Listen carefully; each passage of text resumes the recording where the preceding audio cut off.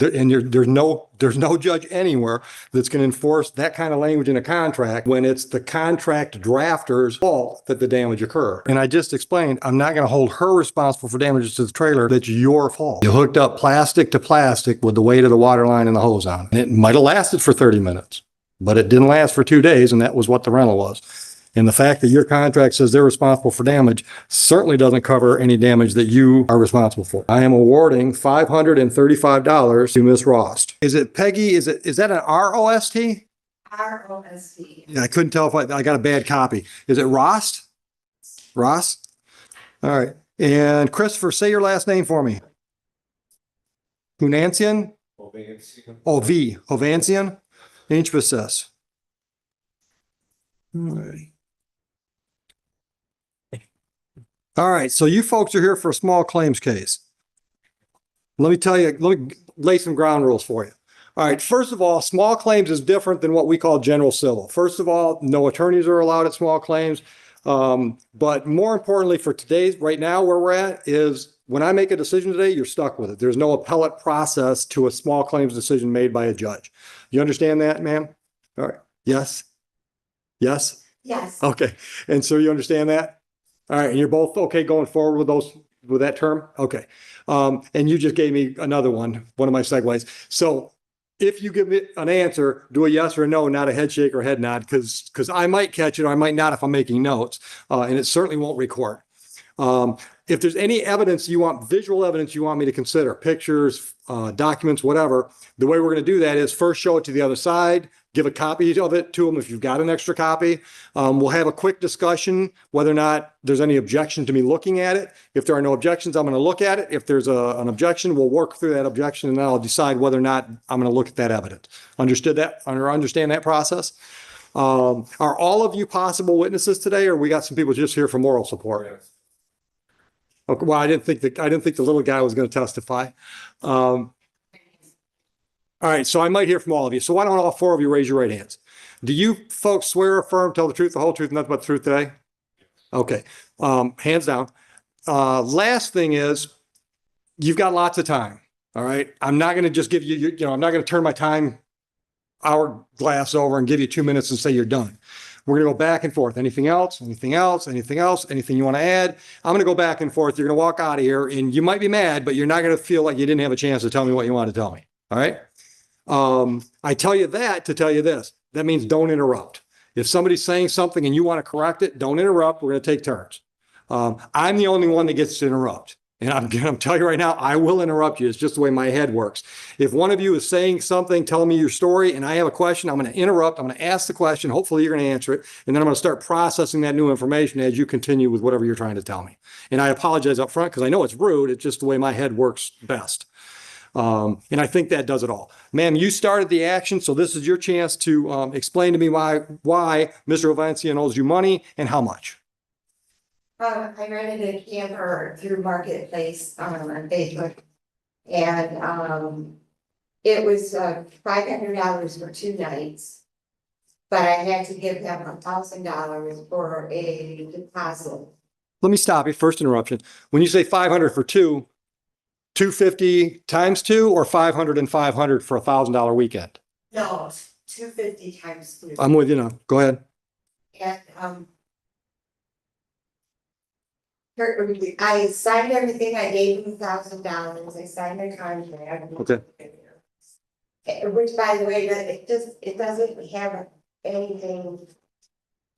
It's just doesn't have any writing on it other than signatures. And Let me stop you. What do you mean by that? There's no language on the contract? well, can I bring this up or? Sure. I'm assuming you've got a copy of it. Okay. All right. Any objection if I look at it? No. Okay. All right. Ma'am, you can stay seated. That's why Joe's here. He can run paperwork. All right. So what are you giving me? Same contract with some addendums? We both. Okay. Okay. Their signature and Okay. the whole line of the control. Okay. Go ahead, ma'am. So everything was set to go. He was 2.5 hours late, but it's in He delivered it? Yes. Okay. I'm just curious, how's that work? Like right to the campground you wanted to be at? Yes. Okay, He got on the truck and told my husband to back it in because he wasn't good at it. So I'm assuming it might have been the first time writing it or something like that, but, when, he was showing him the ins and outs of it, and he plugged in the water to the unit, it broke off because he didn't have the right equipment to hook it up correctly. okay, when you say it broke off, what do you mean? The water broke off from the side of the camper in his hand. Okay, okay. Go ahead. And, so we went the whole weekend without any water. We, we didn't have any, we did use the toilet, we flushed it with water. And, oh, I've written, sir, I've written statement of, Okay, but you're not a party. She can call you as a witness, but you're not a party. Mr. Kobayashi gave us a meeting time. Okay, let me stop you. I don't do well when people read to me. Oh, I'm not an auditory learner. If you'd like me to read that, I got no problem with that as long as he doesn't have an objection to it. I'm sorry. That's fine. Show that, Joe. Go ahead, take a look at it, see if you have any objections. So, Hold on.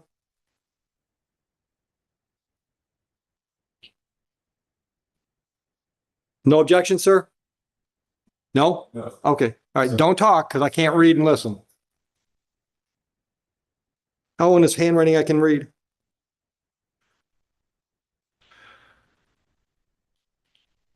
my husband. Hold on, ma'am. Let me read what you want me to read.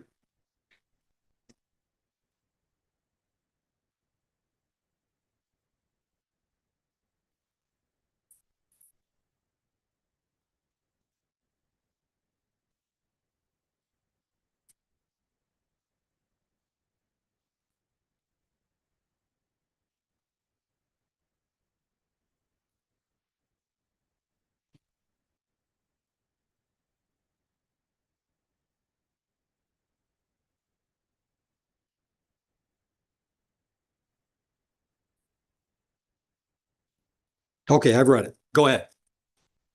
So he initially broke the water into the camper and he's trying to make us pay for it out of our $500 deposit that we were told we would get back. And, these are the things that he needed to have to hook a camper up correctly to the water, and we didn't have any of them. Okay. Before it broke off the side of the. Let me stop you with the money. So how much money did you give him total? $1,000. Okay, so that was supposed to be 500 rental, 500 damage deposit, right? 2 days for 500 and then a 500. Okay, okay.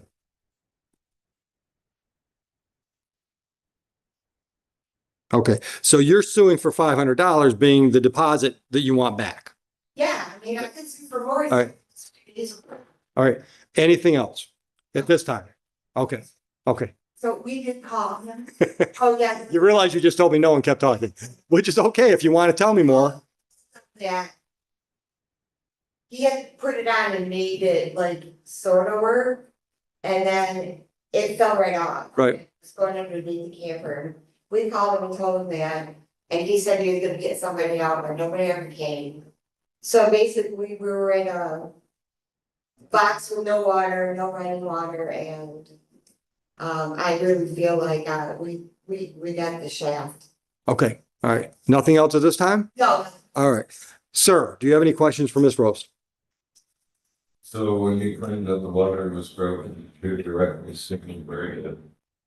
did you listen? No, I asked you directly. I didn't know, Okay. but he was the one working with you. Okay. Any other questions for the lady? Okay. Anything else at this point? Okay, your turn. Alright, so you know the contract we handed over, there was both acknowledged and signed by the both of us. First of all, that amount she states 250 is incorrect. She signed it instead of 125, $500 deposit was signed. And if you read where I highlighted for you, that statement in regard to any damage being done to a brand new 2024 trailer that I purchased in May for my family. I chose to rent this unit out personally to folks when we're not using it. We're maybe a free camp a year family. I fully completely know how to hook up a trailer. Here's all the components. City water connection, make it complete. Followed through on everything that, Peggy claims that I didn't do. When we came to drop the trailer off, me, my fiance, and my daughter, who's actually in school right now, we were all in my truck. We met them over there, same plot that they picked out at KOA and Ypsilanti. And even detailed, I mean, I had the original Facebook ad that she responded to, nothing that would have been, out of the ordinary, and I presented a contract that where we both signed and acknowledged us prior to doing any type of payment. Once the contract was signed, then the payment was rendered. Once the rental unit was set up, then the delivery was set up and followed through on. Like I said, we hooked the trailer up, me, my fiance, and my daughter. Made sure that all the water and everything was working. We backed it in. I pulled up the city water connection, hooked everything up I needed to make the water operative. Asked Christy to come to the back of the trailer and validate. Hey, go inside, make sure that the toilet's running, make sure that the sink's running, make sure that you have running water. This is my witness. She was there throughout the whole thing, heard it all. I said to Chris, and at the back of the trailer, he did watch me hook up the water, taking something that may or may not have broken, that's the true issue, it's determining who broke it. I've got enough proof here that says otherwise, and also a statement in my contract that says I'm not held liable for any damage. What, you're losing me. What proof do you have that showed you didn't break it? Well, I have pictures after a letter from Chris talking about the water was broken. I have receipts of it having to be repaired at the unit. And it wasn't only the city water that was broken, it was the pipe work inside because the pressure. Hold on, pipe work inside the camper? Inside the camper. Okay.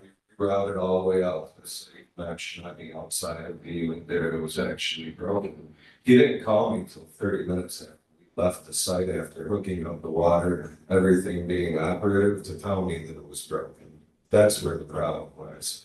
What he did in between all that, why didn't you validate water was operative at the sink, at the toilet, at the city water connection, and then claim that I broke it directly at the site? At that point in time, sir, I don't do business like that. I would have gladly gave the refund back. We would have discussed it and taken my unit away, but they would not, they can't.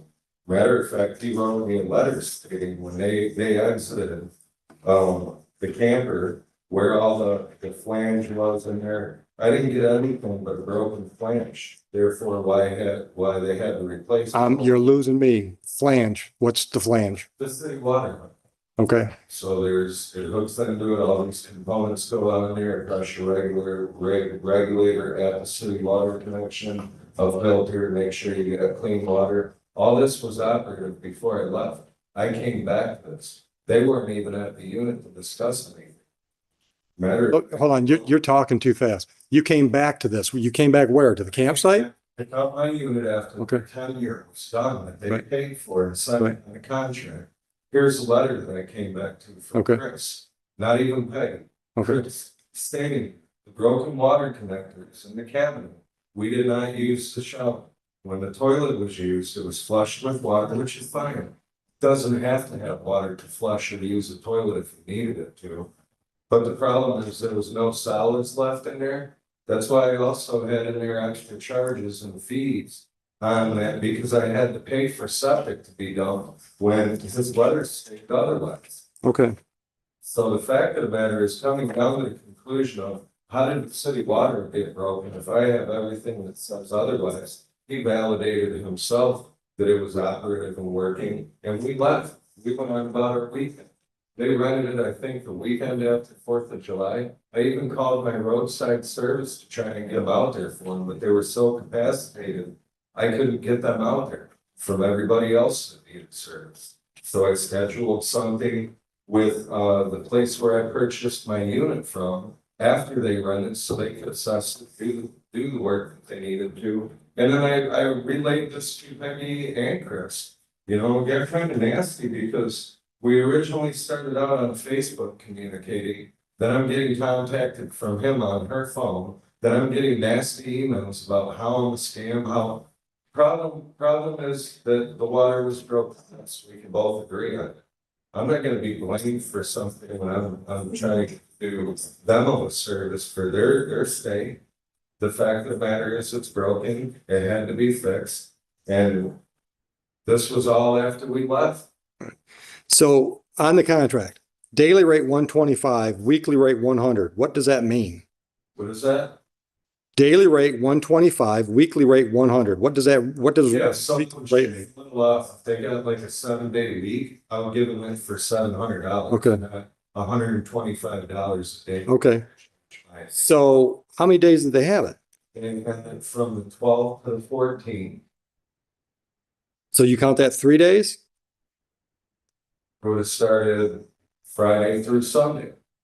2 days. Okay, They only- so that's 250, Yes. right? And then, I'm trying to figure out why you charge them $1,000 because the math doesn't make sense to me on the contract.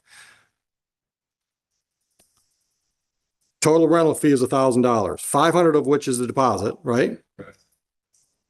$80. 250 would be the rental rate, right? Yes. Okay, so that's 750. Where's the missing 250 at?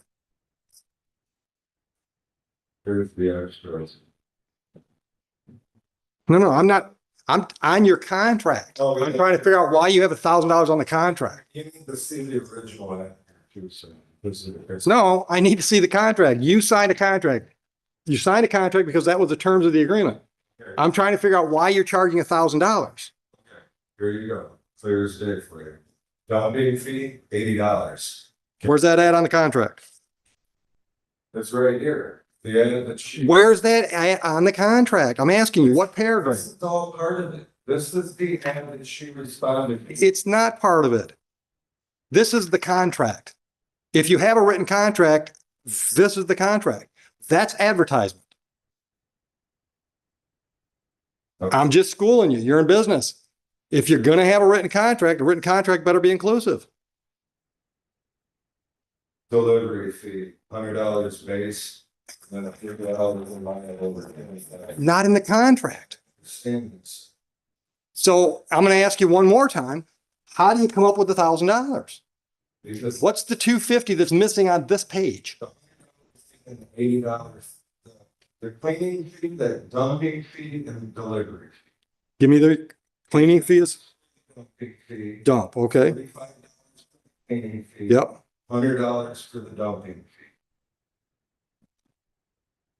Deposit for rental, $500 will be made up front to secure and hold the rental. Any damages incurred once checked back. Okay, but you're still $125 short. 80, 45, and 100. No, that's 225. Right? I think she, yeah, So you're $25 short. $25? Right. Okay. I did. Okay. All right. So what damage did you keep? I mean, do you have some itemized parts list, labor? Okay. Here's how it all began. I picked up the trailer. There's direct letter. There's the pictures when I picked up the unit. Okay. What I asked you for is your list of damages that you're trying to hold them responsible for. Okay. Show that to Miss Rose. Oh, the septic too. Here's all the dumping that came out of the septic. Might show them this one. I apologize. Let me know if you have any objections to me looking at those documents. I would like to say something. No, that's not where we're at. Action. Do you have any objections to me looking at those documents?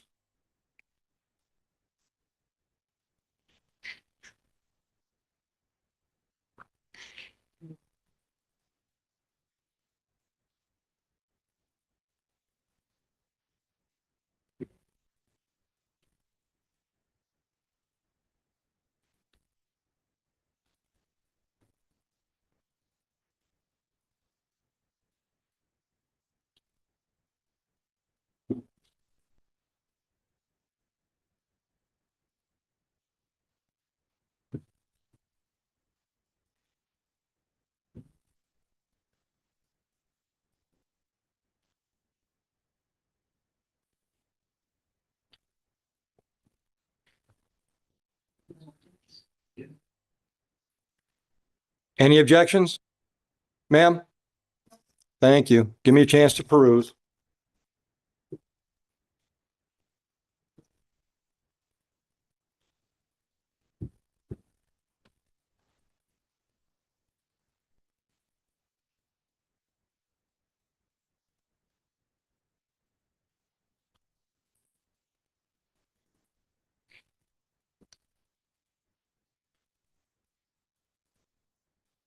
Oh, good God.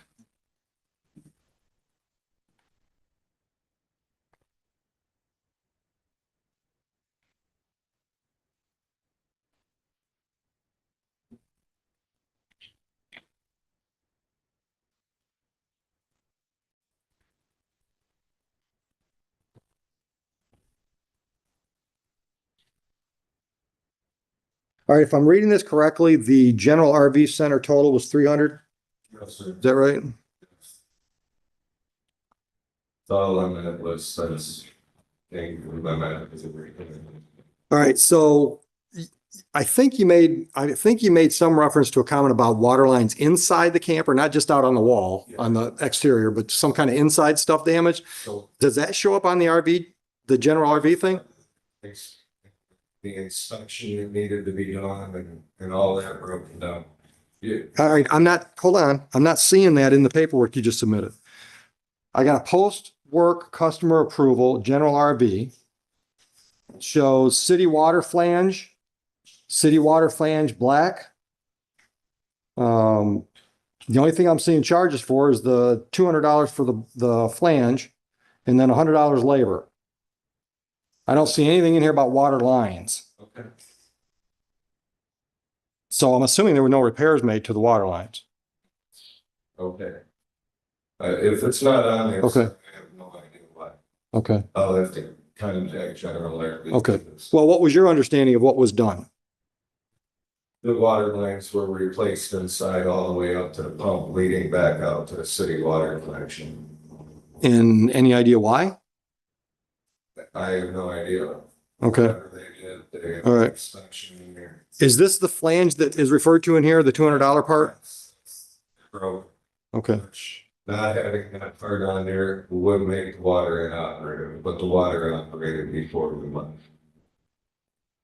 Validated. okay, is this post-repair or pre-repair? That is pretty. I Okay, don't know if I have a photo. I can get a photo of it. Right. And shoot it. Here too, going back on the conversation of all the extra fees and all that, the contract. It was explained to Peggy in her messages before we even signed the contract, what the extra fees were. She acknowledged it and then went on to go and sign the contract. From now on, I'll itemize those going to a contract because you are 100% correct. It should show it, but it shows it right here. all right, Numerous methods of contact that we had via email and Facebook Messenger. okay, so you haven't returned any of the $1,000, correct? No, Okay, and 500 of which was for the 2-night rental, correct? for the website. The rental, Yes. okay? And then the other 500 was, Okay, but the rental's only $250. That's why, see, I'm having trouble with the math. She told me the rental rate was $500. Your contract says it was $250. understood because the things that we were discussing in our messages about these extra fees and what. The dump fee and the cleaning It fee. was all acknowledged. Okay, It's right here. okay, You want to read through these two? I asked her, Peggy, you understand what the contract states? Go ahead and sign it. Then you can follow up with the deposit. We'll go ahead and then schedule your lot rent. And then once you get that down, give me the place where you're going and I'll be. Okay. I helped save on my Okay. insurance by having other folks travel with my trailer to not damage it. all right, so the 500 would be the 250 for the 2 nights, Yes, plus all the incidentals, yes, all right? And then 300 for the general RV repair, yes, which leaves a balance of $200 of their money. yes. So you agree that you owe them $200? No, I don't agree. Well, what's that for? What do you mean? Why are you keeping the extra 200? Well, when they started throwing around threats of going to court and driving by my house and taking pictures, yeah, I held on to their money and I would let it jump. Okay. Like you decide how we move forward. Okay, Yeah, okay. being called a scam, like I had asked this woman if she would come to complaints, Okay, you know, all hours of the night, you know, okay, hold on. I'm not trying to be Okay. here. Oh, my God, and I ultimately. Okay. All right. So is there anything else you want me to consider at this point? I mean, this whole file really, because kind of every question you've asked me is right here written leading up to, it was all stepped up. Okay. You know, and I keep track of that, but she was really the only one I got to talk to this year. And Well, I don't think she's disagreeing that the original rental rate was 500. So I mean, that was the original testimony, correct? Okay. All right. So what we're talking about is the difference between that 5 and the 1,000 you paid. Right? Okay. All right. All right. Do you have any questions for him? Yes. Oh, go ahead. No. Listen closely. Do you have any questions for him? If you just want to tell me more about from your story, that's okay. But do you have any questions for him? There. All right, that's counterproductive. If that's the only question you've got, then what do you have to tell me that you want me to consider? I heard him say he was gonna try to get somebody out there to fix it. And then he left, and we called him after it's done, because it fell right on. Right. It was not hooked up properly, it didn't have the regulator and all that stuff. He broke it, and he knows he broke it. He was lying. Okay. Sir. Yeah, it's a. Not unless she calls you as a witness. I called him as. You're not a party. You can ask him questions to elicit his testimony, but he's not going to sit there and tell me a story. Well, I don't know what he wants to say, so I mean. Can't help you. Anything else from you, sir? I call my witness. All right. You're under oath. Go ahead and ask her questions. What's the water after the working before we left? What's your name, ma'am? Last name? West, just like the direction? Okay. Anything else? When we did leave, about how long after we left, a phone call from Chris claiming that the water was frozen in out of there. But there means that the new level said it broke out of it, or percent it fixed, but it wasn't broken, but you got working, so it would be used. If it's left, then it's broken. Then it wasn't working. Okay, that confused me.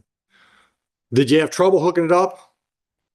At first, yeah, because I couldn't get the filter to adapt to it, and then I got the filter to work, and then Chris came around to the back of the trailer while I was hooking it up. And at the same time, I said, we should be good now, you mind going in the trailer and validating if it's working? Talking the sink and the toilet, that's it, the shower too. He ran all of them, she heard him from the vehicle say, yeah, it's working. How about the sink, Chris? Yeah, it's working. How about the toilet, Chris? Yeah, it's working. Okay, good. Okay. If you guys have any problems, give me a call. 30 minutes down the road, I get a call. The water's broken, Chris. And then I was all sorts of everything Okay. throughout the whole weekend. Okay. Even trying. Did you go back? Huh? Did you go back when they called you? Because we Okay. had our daughter that week. Okay. Do you happen to have any pictures of the actual part so I know what broken is? Let me see, this is the only component. Because I'm not a camper. I have no idea what this hookup's supposed to look like. The fix. And that would have been great with all these negative photos of everything. You mind if I look at my? No. Or maybe you can just describe on your photo what's broken. So where you see that flange broken off of there, Hold on, I got to find that picture. I got it here somewhere. All right. Yeah, I'm looking at this big picture. What's broken? so if you don't mind, No. we take. This piece goes to the city water connection going into the trailer. This, So that piece in your left hand screws into this thing. So the filter screws in here, or you. right? That in. And then that goes on the other end, Filter light front. right? Then this piece goes in water connection, it's feeding the water. Right. To the trailer. So something's broken here. the piece that would attach this to it. Okay, And if this was part of it, take a garden hose and you attach this to it, that wouldn't attach to it. okay, Therefore, the whole city water is just inoperative. right. That's why I call it. So the piece that's broken, is that is that a piece that turns into this or it's an actual part of this that broke off? Position that he's going on the inside. I mean, I'm an engineer at work. It's a crappy design, if you will. All right, so there's supposed to be another piece that if this was a complete unbroken unit, I'd be looking at a totally different picture, I mean, correct? yes. Okay, It gets pricey because that's how it goes. I mean, you can get them in brass. Yeah. Unfortunately, with the model unit that I bought coming from the manufacturer, it's the design of like a two-piece. Picture the piece you have on the trailer and the one that broke off. This should have fed to something inside. Therefore, why I mentioned the lines had to be. right, Because in that is a water pump that inside the unit pumps all that water if the city water was operative and keeps me pressurized. Right. Water, stuff like that, you know. okay, all right, This is my first time camping around. Okay. a camper. I've only one my whole life too. So. okay, all right. Anything else from anybody? I just wish I had the finalized picture for you again, so it wasn't a bunch of negative about that. Gotcha. It's pretty simple. Here we just need to get to a solution. Yeah, okay. Anything else from you? Go ahead. Okay. Put your full name on the record, sir. Christopher J. Roth. Thank you. Go ahead. How did she hear everything that was said when she was in the truck? That's not a question for your husband. That's a rhetorical question for me. Elicit some facts from your husband if you have them. Terms of what's needed to hook up a camper properly, so that it will not do that if he had none. Yes. Can we show? Sure. First show them to Mr. Havazian. Damn, are they questioning each other? They can do that? Yeah, just like you just did with your I wife. thought they were questions directly. No.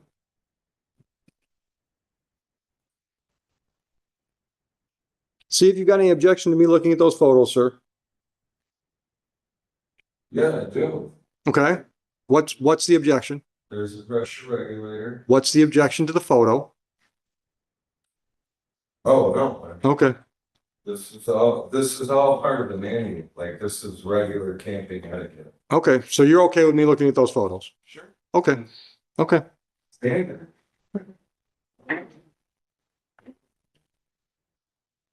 All right. Go ahead. Well, he didn't have any of that. It was hooked up incorrectly by him. And he rigged it so it worked for a little bit, and when they left, it broke instantly. Okay. Anything else? Uh, Do you have any questions for Ms. Rose? Oh, yeah. Go ahead. Did you directly see me break one? Oh, what my husband told me, he doesn't laugh at it. He doesn't have. Anything else? There was another part she said, but I mean, every question on there I know. goes me on my feet. Like, so I'm gonna ask. Okay.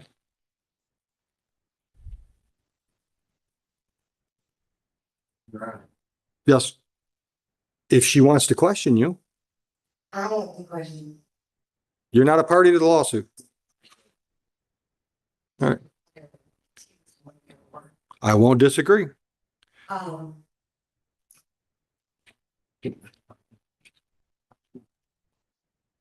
What parts did he have and what parts did he not have to go to camper up?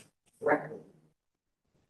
The 90-degree brass elbow in that picture would attach to the male water inlet on the side of the camera. And those are attached to keep there from being excessive pressure from the hose and the filter. It directs it in a 90 towards the ground. Right. So the weight of the filter is not resting on the plastic. Right. There's another piece that's about 6 inches long and it has a spring. And you would hook that on next to the 90-degree brass elbow And then to that, attach your filter. That's what you're calling the filter extension, Yes. right? Then you would attach your water hose to that and run it to the city water valve. And on the city water valve, you would put a pressure regulator, usually has a dial. Right, like this. Yes. Okay, I'm with you. And then you connect your water to that, your hose line to that. And what that valve does, it keeps the water pressure from getting too high. That would keep from exploding the lines inside of the camper. Now, the way it was hooked up was the water line was hooked to the trailer. And then in line was the filter hooked up to the city water valve. There was no meter device for the valve. So it was city water, hose, filter, camper. Correct. Okay, No 90-degree brass adapter. So that caused excessive weight, the weight of the hose and the water in the hose to tear off that piece. Okay. Once that was broken off, it was unable to be used. okay. Also, sir, if I may add, if there's water in the holding tank and the pump is on inside the camper, then yes, you will get water flowing from your tap. That's what I witnessed, was water flowing from the tap. I don't know if it was from pressurized water that came from the hose, or if there was water in the holding tank, fresh water in the freshwater tank. All right. Yes, that's what I said. Yes, it's worth. Anything else? No, sir. Sir, questions for Mr. Rose? Yeah, Chris, how would you have saw any of the way that I hooked up anything if you were on the inside of the trailer? Tells me that the water was running. I was on the outside when you attempted to hook it up and when the male adapter was broken by on the camper. Why didn't you directly take that up with me while we were standing there? Why did it take you I 30 did. minutes after we left and told me that the water was hooked up? That's cool that you brought all those photos to how to properly hook up the trailer. Well, can you efficiently tell me that I didn't hook it up when you were inside the trailer telling me that the water was operative and functioning at the toilet without the pump running? All right, there's a long question there. Break them down. One I was on question. the outside of the camper with you when you hooked up the water to the campers. Tracy, where was Chris when? Okay, are you done with Chris? Are you done with Chris? Yes. Okay, go ahead. Trace, where was Chris when I asked him if the water was hooked up and operated? So again, if I may ask, how would Who you, are you asking? Chris, Go ahead. how would you be able to validate if I hooked up the water correctly with all the parts you showed and what I did and didn't have if you were inside the trailer and you were telling us? And again, going back to how the windows were open in the vehicle, everything. Talking about. How did you know whether or not I hooked it up if you were inside the trailer right before we left, saying water in the bathroom ran, the toilet ran, and the sink ran fine?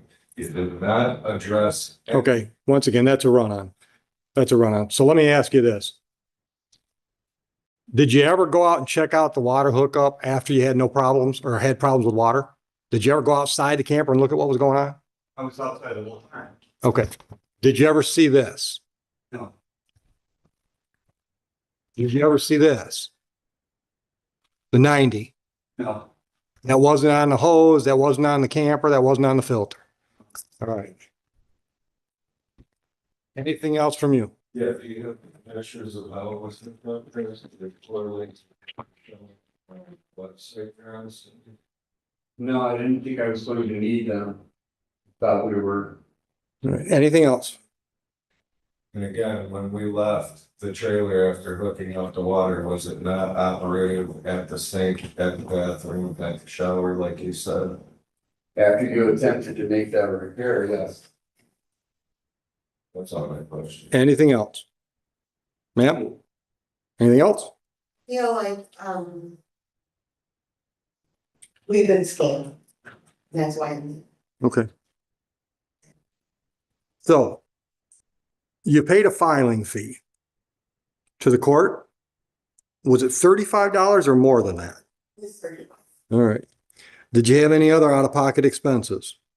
My husband had just 2 days of work. Yeah, that don't count. Um, Sucks, but it doesn't count. sure does, because he doesn't get paid. All right.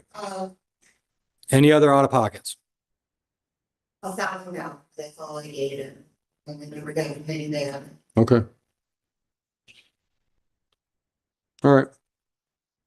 All right. Anything by way of closing argument? If you don't mind, sir, it also states in the contract what was signed and acknowledged, the heightened areas of breathing. Particularly, what do you want me to look at? Any damages, statement of. Yep, I saw that. Anything else? Your Honor, Not you. Anything else? Yes. Anything else? Yeah, I've been here. I've been here. I've been listening. I understand that's your position. Anything else? All right. So small claims cases are civil. Civil cases are determined by a preponderance of the evidence. That means if it's a 51 to 49, the 51% wins.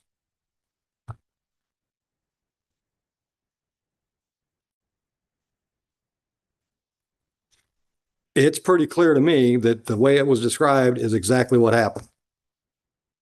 You hooked up plastic to plastic with the weight of the water line and the hose on it. And it might have lasted for 30 minutes, but it didn't last for 2 days, and that was what the rental was. And the fact that your contract says they're responsible for damage certainly doesn't cover any damage that you are responsible for. I am awarding $535 to Ms. Rost. Did you, Your Honor, you said you read the contract at the bottom there, it's highlighted about not being responsible for any of the fees that are in the contract or the damages incurred. And I just explained, I'm not going to hold her responsible for damages to the trailer. That's your fault.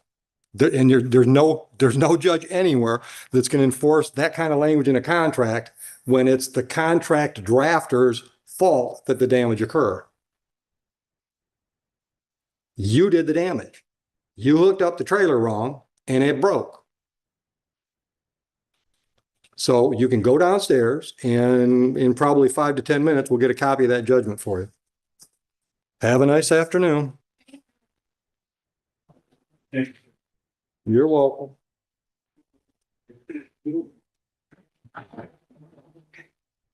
Oh, you guys can get all your documents and photos back. Joe's got them all up here. Keep up with all that, Kennedy? it's a lot. Thank you.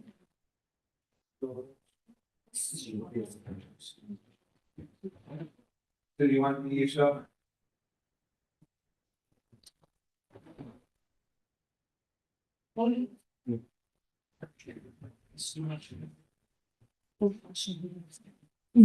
Yeah, we can't get it all. We shut this down.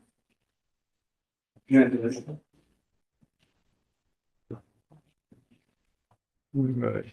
Mr. Van Ash, you're here for the contracting company? Yes. All right. All right, so a little ground rules. First of all, small claims is different than what we call our general civil docket on a couple different points. The main one probably is the fact that when I make a decision today, you're stuck with it. There is no appeal to a small claims case made by a judge. You understand that? All right, and you're both willing to go forward understanding that? All right.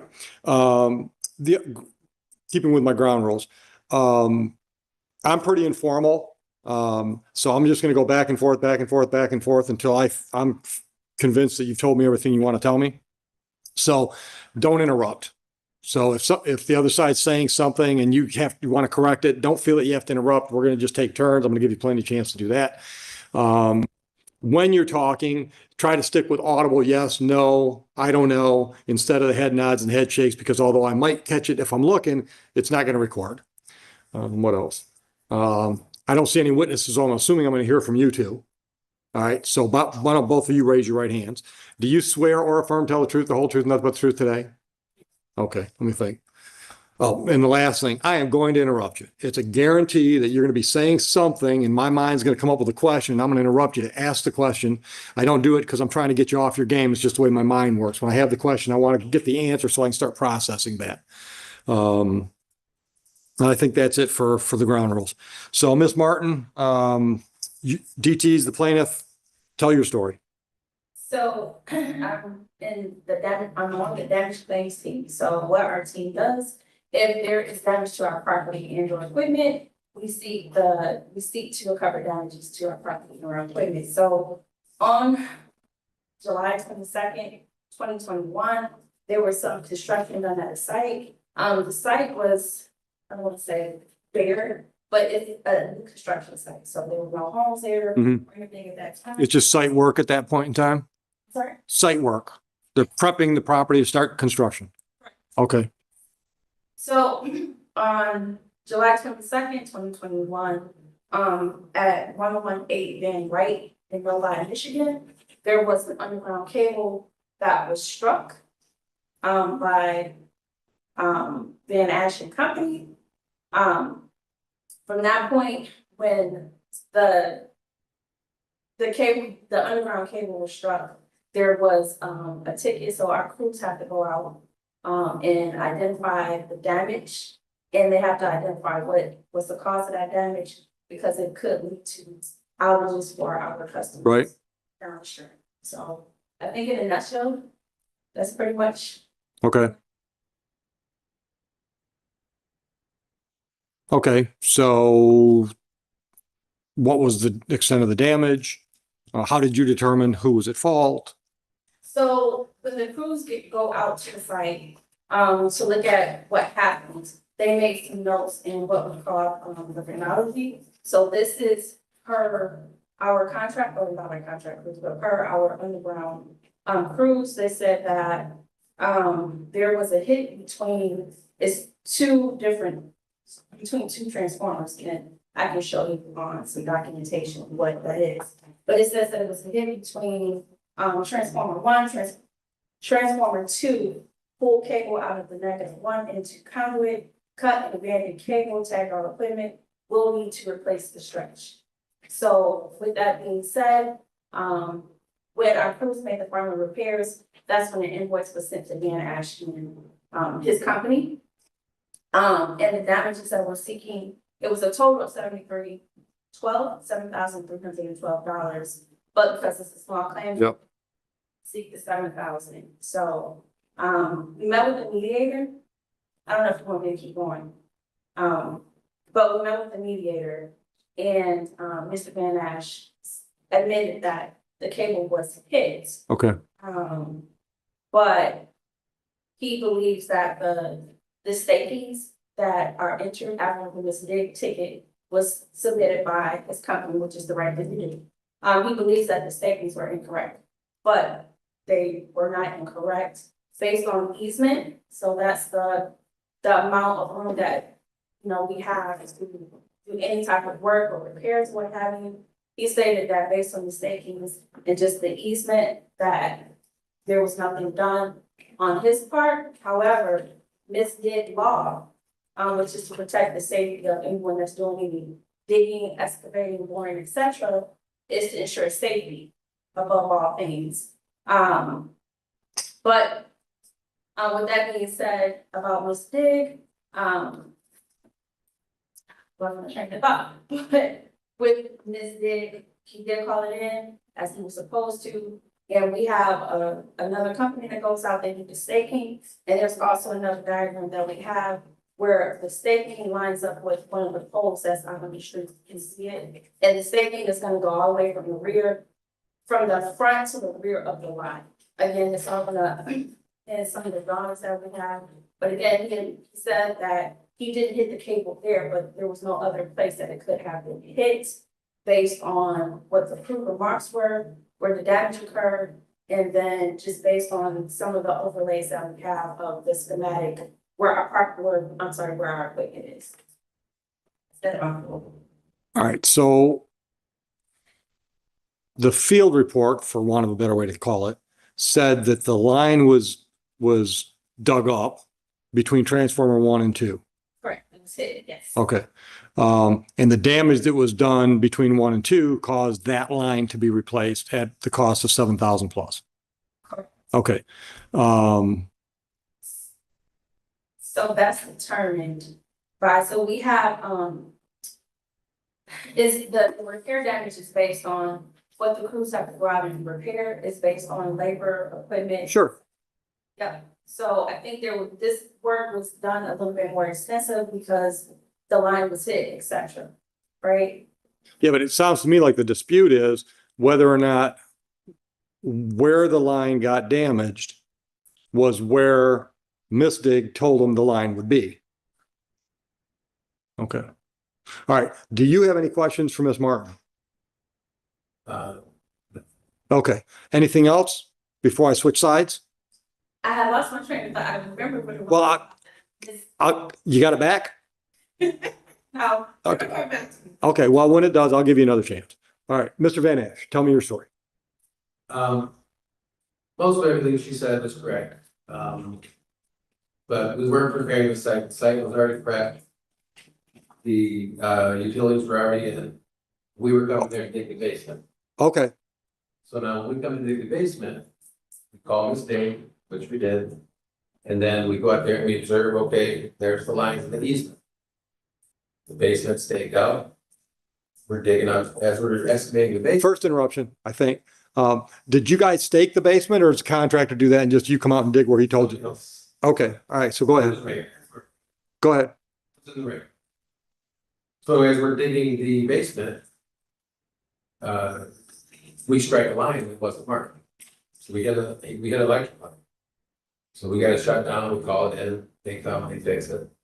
And the crew that came out realized, oh wow, this wasn't even, we didn't know this was here, this is supposed to be up here in the easement where it was marked.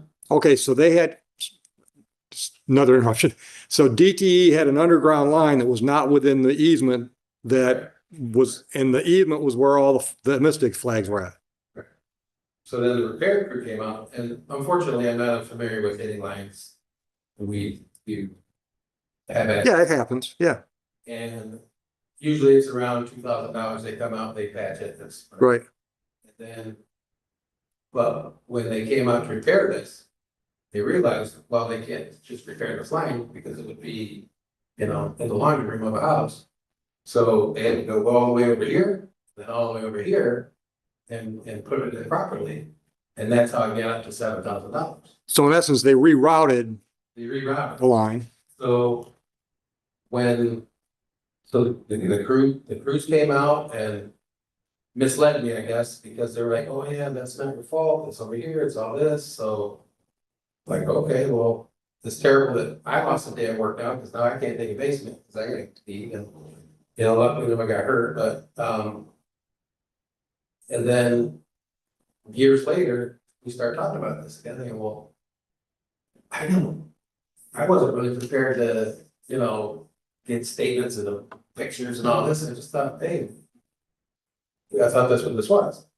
So I said, well, can you justify? I said, so if I would have showed up, if Ms. Pig would have marked the property, I wouldn't have dug it up. I said, hey, you can't dig this basement. There's a line in the way. Then another crew had to come out and I think spend $7,000 to put it where it belongs. Get it out from under the new house. Yes. So I'm not disputing that it cost $7,000. I don't dispute that amount. I don't think I, hit a line that was in the easement and then got patched back.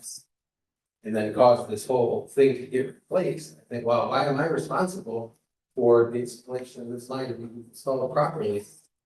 It should have been day one. I'm the one that got put out the day's work in the threat of injury or Right. all that. I did everything I could do. I called this dig, I trusted it, I assumed it was there, and it wasn't as if we encroached into the easement, got within the 4 feet. Because we are familiar with the standards, and sometimes they are a little bit off, and we hand dig, if we know where to get that close, we do hand dig and find it. And then she had some pictures, when we did the mediating, you can see actually damage in the whole of the basement. And there's no subdivision that I know of that has. The only electric on the property is the service to that house that comes later. You know, you can't have your neighbor's primary Right, I got you. line running that close to your house. So how, if, and I know it's been a while, 21, right? Yeah. If you can answer this. So you're working at spot A and that's where you hit the cable. How far was A, distance wise, feet wise, how far was A from the nearest misdig flag? If you remember.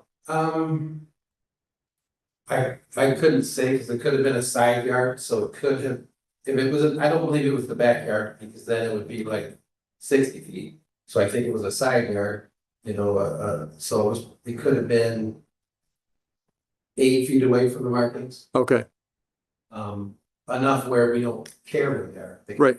4 feet, they give themselves 4 feet of the line. right. Yeah, so if the basement was staked within 3 feet of the flags, you would have hand dug that section of basement. Well, we never have to find the wires to dig basement. The only time we have to find the wires is for the utilities. We're bringing the sewer in the front. We gotta find the utilities. Gotcha. Gotcha. Bringing the water. We gotta find- You're coming across the easement to get to it. Digging the basement, I can dig basement, I can dig pool, and do whatever I want. Right, in the yard. right, That's weird. right. Well, supposed to be. So, and if there was a road misdig line, we would have just said, hey, we can't take this basement. Right, And it has happened. sure. Where, hey, they cut a corner, because when they came there, it was just a field. Right, And it's like, ooh, they weren't prepared for you guys to divide this into, maybe it was divided into condos and now it's houses. right. I got you. So they could have got away with it if they were just gonna do a 5 unit condo, but now that they're doing single homes, we're tighter in the corner, Mhm. you know, that was my, so then normally what I do is we do it. Yeah, it happens. I got you. And normally I just turn it over to the insurance. It's like, hey, sorry. You know, Right. they snap me in the hand and tell me to be careful. Which, but then when I seen the $7,000 and I know it's just for the rerouting. Then well, I'm not paying for them to put it in properly. Right. You owe me $7,000 for wasting my day, you know, so it was kind of my principle. I was just like, you know, no, then we went to mediation and tried it out there and. You know, offered It didn't work, obviously. 90% of it. We can't. Okay. All right. Anything else at this time? Ma'am, do you have any questions for Mr. Van Ash? So they, Sorry, and I've heard your name two different ways, Van Ash and Van Ashy. You guys say it with, you know, extra syllable, Van Ashy. Got it. No, that's, So the families. yeah, really? You guys don't even all agree. Okay, well, Grandpa's usually right. Go ahead. my first question is, when you hit it or you thought that something wasn't correct, why wasn't another mistake taken? Why wasn't another ticket called in for mistake? We didn't do any more digging. Bang, that zaps in your face and we're done for the day. Okay. Do you have any proof as to where the damage occurred and where you're saying it did occur? No, well, other than the picture that you had during mediation, that we spoke of, but that you, but with the guys in the field, after talking about it and led me to believe like, oh, you know, they're apologizing to me, like, hey, we're sorry, this shouldn't have been there, there's no way they should have, you know, they cut a corner and whatever. I didn't know to be so defensive 3 years ago at the time, because it just seemed so common sense laid out, and with this got brought back up. No, they don't have. Other than the simplest way I would say is, how can a $2,000 damage cost $7,000? That's because it had to get. You know. Any other questions for Mr. Van Ash? Go ahead. He stated that in the past when he said. Hold on, that statement to me, do you have a, you don't have to have a, do you have a question? Yeah. Go ahead and ask it. And you said that this cable contacted your insurance company. How come you didn't contact your insurance company with this converter? On principle of the $7,000. I could have just turned it over and I thought, you know what? No, I'm not gonna put my insurance company through that. My insurance company that installed this properly. If I would have showed up and said, we're not digging the basement, somebody else would have paid the $7,000 to do it properly. So in principle, I was like, and I've been talking to people through this for, you know, since maybe a year ago. And I explained it. I said, this is ridiculous. I just as a courtesy to my insurance company, and I think maybe my rates would go up, and what they think of me would be less, that I didn't be responsible. I mean, I'm